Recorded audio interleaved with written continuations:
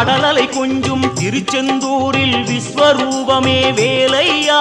பழமுதி சோலை அறுபடை வீடும் புண்ணிய தரிசனம் முருகையா